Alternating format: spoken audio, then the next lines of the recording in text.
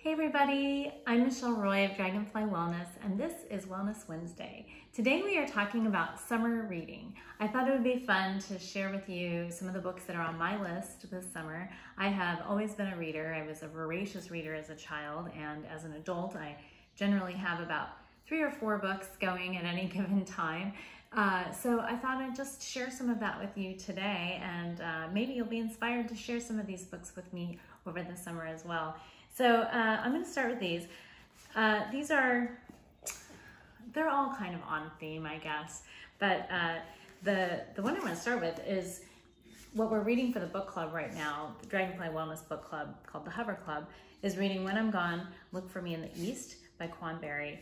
So this is going to be probably being devoured shortly. I'm also going to be visiting the Goddess Pose, and Long Life, Honey in the Heart is a follow-up to Secrets of the Talking Jaguar by Martin Prechtal. This would be rereads. That's a reread for me, but I love his writing. His books are just beautiful. So definitely gonna be spending some time with that over the summer. Then I have some fun reads. I am a huge fan of Dean and Nala. I follow them on Instagram, and this is a book about their journey, how they met and how they travel around the world. Fascinating, fun little read.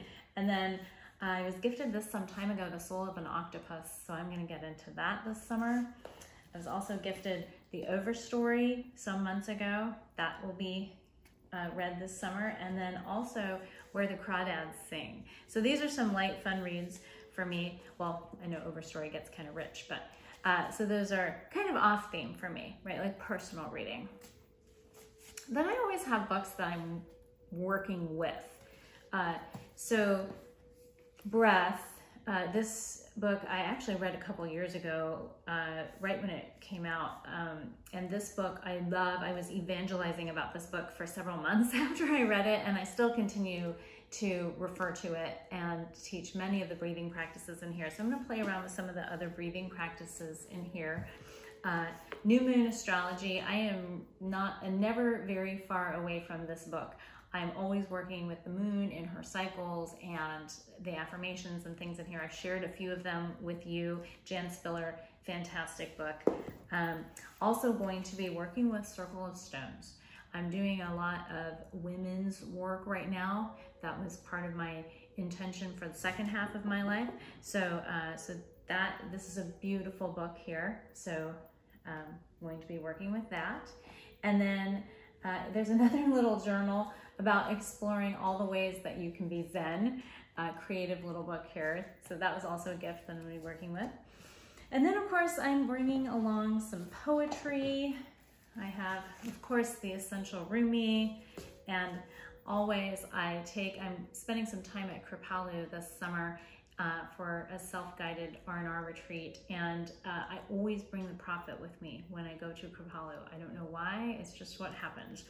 I'm going to reread the Anamkara by John O'Donohue, my favorite poet, well, one of my very favorites. And then this is another poetry book, Charting the Lost Continent.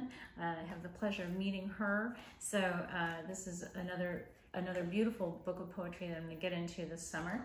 And as always, my journal. It's never far away from me. So that's how I'm going to spend my summer, reading and exploring and working with some of these great books and all the information and the knowledge that they share with us. That's what's so amazing about books, is that they're just such wonderful sources of information and learning for us. And I, as you can see, really love books. I like the tactile experience of reading a book versus reading it on a screen. Not to say that I don't have books on Kindle, because I do.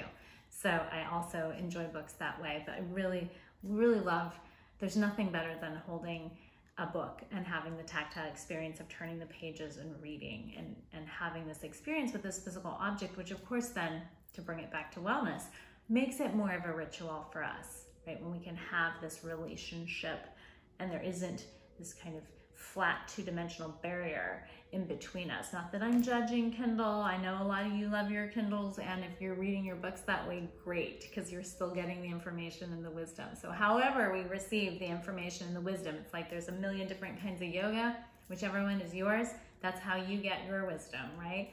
So all of these books. So anyway, share with us what you're reading this summer and what you'd like to maybe see us talk about here in terms of books and other forms that we can use, other forms of information that we can use to be inspired for wellness. So anyway, everybody, I will see you from my mountain office next week. And until then, get your reading list together and I'll see you soon. Thanks, everybody.